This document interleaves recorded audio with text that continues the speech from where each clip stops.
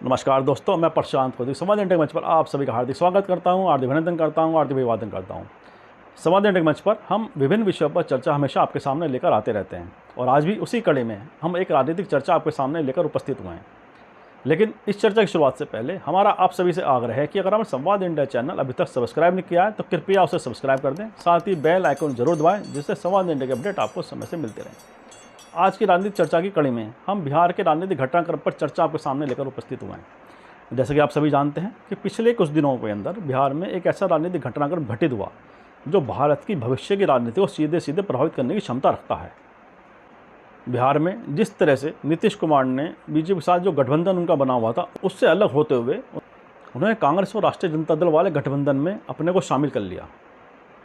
यह घटनाक्रम यह दिखाता है कि जनता दल यूनाइटेड जब कांग्रेस और राजद वाले गठबंधन में शामिल हुआ तो उसने एक तो बिहार में एक ऐसी राजनीतिक पटकथा को साकार कर दिया जो भारतीय राजनीति को प्रभावित तो करेगी ही, साथ ही वह आगामी लोकसभा चुनाव के में भी बहुत ही बड़ा असर दिखाने की क्षमता रखती है। कारण यही है कि बिहार की 40 लोकसभा सीट इस गठबंधन के अदला बदली से सीधे सीधे प्रभावित होती हैं, जो कि बीजेपी की भविष्य की राजनीति को बिहार से लेकर पूरे देश में प्रभावित कर सकती है। यह सभी जानते हैं और सभी राजनीतिक विशेषज्ञ इस बात को हमेशा मानते रहे हैं कि अगर आज की स्थिति में देखा जाए तो नरेंद्र मोदी के समकक्ष विपक्ष की राजनीति की धुरी बनने की क्षमता नीतीश कुमार के अंदर भी है। क्योंकि नीतीश कुमार की जो राजनीति का ट्रेंड रहा है, जो राजनीति की शैली रही है, वह मध्यम मार्ग की राजनीति को समेटे हुए है अपने अंदर। नीतीश कुमार लगातार कई वर्षों से बिहार के मुख्यमंत्री रहे हैं और बीजेपी का भी लंबा साथ उनके साथ रहा है, तो बीजेपी की राजनीति को अच्छी तरह नीतीश कुमार समझते भी हैं। इसके पश्चात भी आज बीजेपी से अलग हो गए हैं। यह समझने वाली बात है कि आखिर ऐसा क्यों हुआ। नीतीश कुमार भी जान रहे थे कि बीजेपी के साथ भविष्य में चलना उनके लिए फ़ायदे की जगह नुकसान का सौदा साबित होता जा रहा है। वह 2020 का विधानसभा चुनाव भूले नहीं हैं।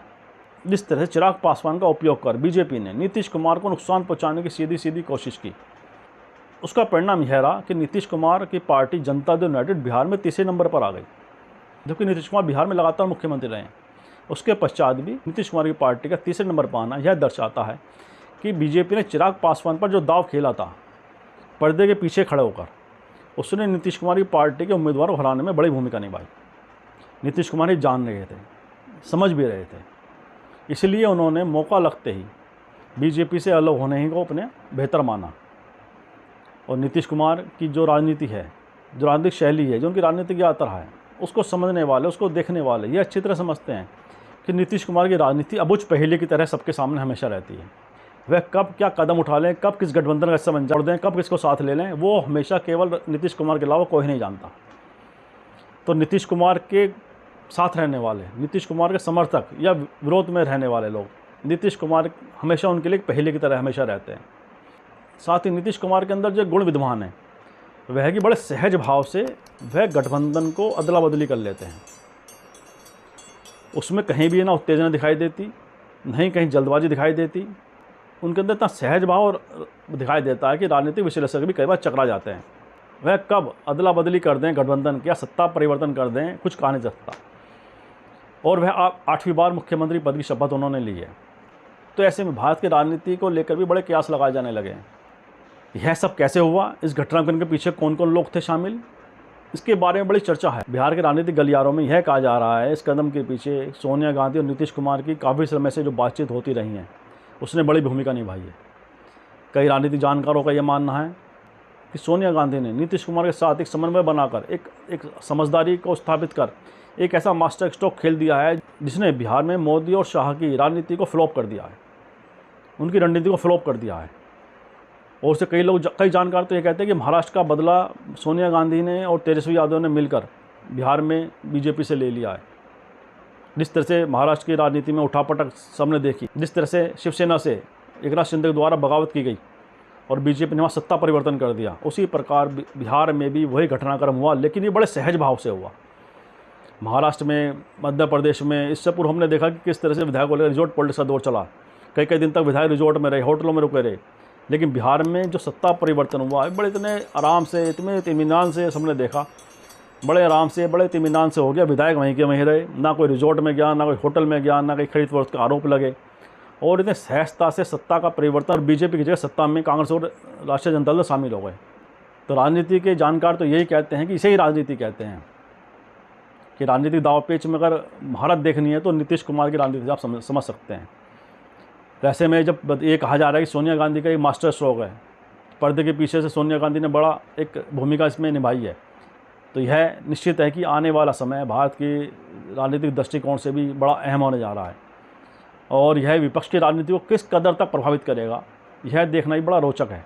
क्योंकि बीजेपी की स्पष्ट मान्यता है कि नरेंद्र मोदी के जैसा राजनीतिज्ञ भारत में किसी दूसरे व्यक्ति का नहीं है, और ना ही जिस तरह से हमारी पार्टी का जिस तरह से पूरे देश में एक इस समय प्रभाव बढ़ता जा रहा है, उसे रोकना किसी भी अन्य पार्टी के लिए मुश्किल है।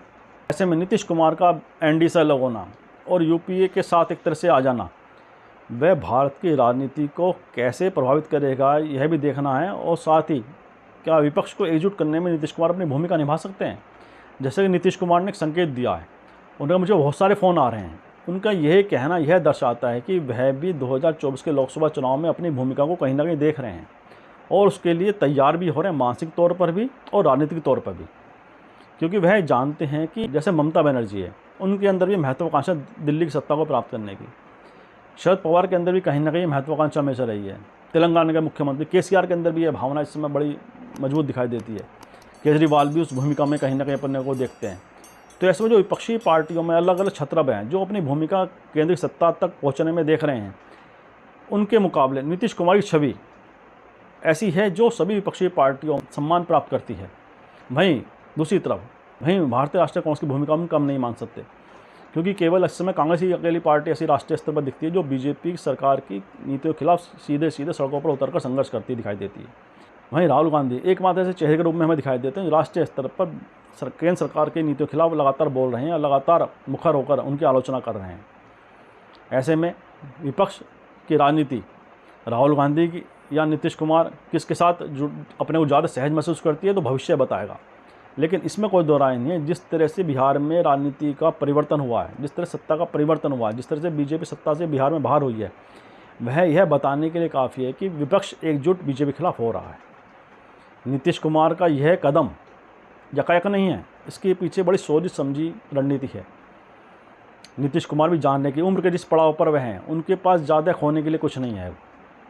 वह लगातार कई वर्षों तो मुख्यमंत्री हैं, लगातार देश के कई सदनों के वह सदस्य भी रह चुके हैं।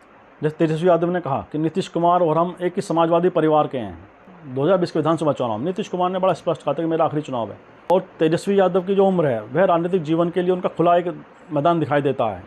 तो संभावनाएं दोनों तरफ हैं कि नीतीश कुमार के अपने को 2024 के लोकसभा चुनाव के लिए कुछ संभावना देख रहे हैं, वहीं तेजस्वी यादव के लिए जिस तरह से ये मौका उन्हें मिला है वह अपने को और अच्छी तरह से स्थापित कर सकते हैं बिहार की राजनीति के अंदर। और कई लोग तो यह कहते हैं कि कुछ समय बाद, कुछ महीनों के बाद नीतीश कुमार तेजस्वी यादव के लिए मुख्यमंत्री पद छोड़ देंगे, तेजस्वी यादव मुख्यमंत्री के तौर पर बिहार की सत्ता को संभालेंगे।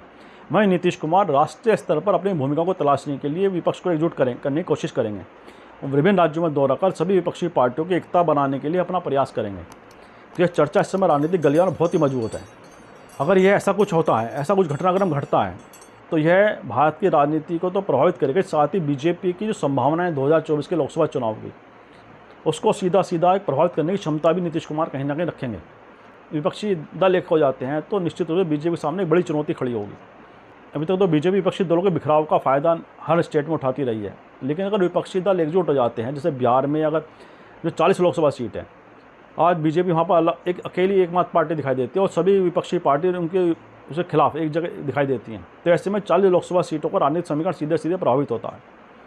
उसी प्रकार अन्य प्रदेशों में अगर विपक्षी दल एकजुट हो जाते हैं तो बीजेपी के लिए सत्ता के लिए लड़ाई बड़ी हो जाएगी। यह तो भविष्य बताएगा कि होता क्या है, कौन इसमें सफल होता है, कौन किस आंकड़ों के अनुसार अपने को आगे बढ़ाता है। लेकिन भारतीय राजनीति को, बिहार का राजनीतिक घटनाक्रम बहुत बड़े स्तर तक प्रभावित करने की क्षमता वाला है, इसमें कोई दो राय नहीं। और सभी राजनीतिक विश्लेषक यह मानते हैं कि सोनिया गांधी ने पर्दे के पीछे से जो नीतीश कुमार के साथ जो समन्वय स्थापित किया, जो राजनीतिक समझ को डेवलप किया, उससे ही यह घटनाक्रम फलीभूत हुआ। सोनिया गांधी के प्रयासों ने ही राष्ट्रीय जनता दल को गठबंधन को समझाया कि नीतीश कुमार को इस समय मुख्यमंत्री तौर पर स्वीकार कर ले, अपने विरोधाभास को किनारे रखकर इस गठबंधन को पुनः स्वरूप दें, इस महागठबंधन को पुनः बनाएं और उसको लेकर आगे बढ़ें, जो कि भारतीय राजनीति को बहुत स्तर तक अपने अनुरूप ढालने की क्षमता रखता है। वहीं तेजस्वी यादव की राजनीतिक संभावना को और मजबूती देगा। इसलिए बीजेपी सत्ता से बाहर होते ही नीतीश कुमार पर हमलावर हो गई है। वह उन्हें अलग अलग नाम देकर, उन्हें अलग अलग संज्ञा देकर उन पर आरोप लगा रहे हैं। नीतीश कुमार ने भी जिस तरह से बयान दिए हैं बीजेपी के लिए कि 2014 में आने वाले 2024 में आएंगे नहीं आएंगे, उसकी चिंता करें। साथ ही बीजेपी से अपनी नाराज़गी को जाहिर कर रहे हैं। वह बीजेपी के साथ गठबंधन को ज़्यादा लंबे चलाने के मूड में नहीं थे। तो 2020 का जो विधानसभा चुनाव था उसने उन्हें बड़ा झटका दिया था। वो सब जानते थे कि किस तरह चिराग पासवान का उपयोग कर जनता दल यूनाइटेड को कमज़ोर करने की कोशिश की गई।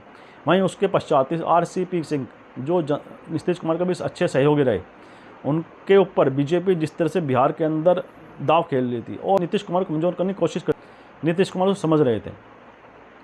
तो इन सब घटनाक्रम और इस तरह के अनेक घटनाक्रम जो बिहार की राजनीति में घटे, उसी की परिणति यह रही कि बीजेपी से जनता दल यूनाइटेड अलग हुई और उसने कांग्रेस और राष्ट्रीय जनता दल का हाथ पकड़ा, वहाँ पे महागठबंधन की सरकार बनी। भविष्य में बिहार की राजनीति और भारत की राजनीति किस दिशा में जाती है, इस पर हम लगातार आपसे चर्चा करते रहेंगे। और इन शब्दों के साथ आज की हम चर्चा को विराम देते हैं और आपसे भी हम आग्रह करते हैं कि इस वीडियो को लाइक करें, शेयर करें, कमेंट करें, साथ ही बेल आइकन जरूर दबाएं, जिससे समाज इंडिया के अपडेट आपको समय से मिलते रहें। बहुत बहुत धन्यवाद, बहुत बहुत अभिवादन।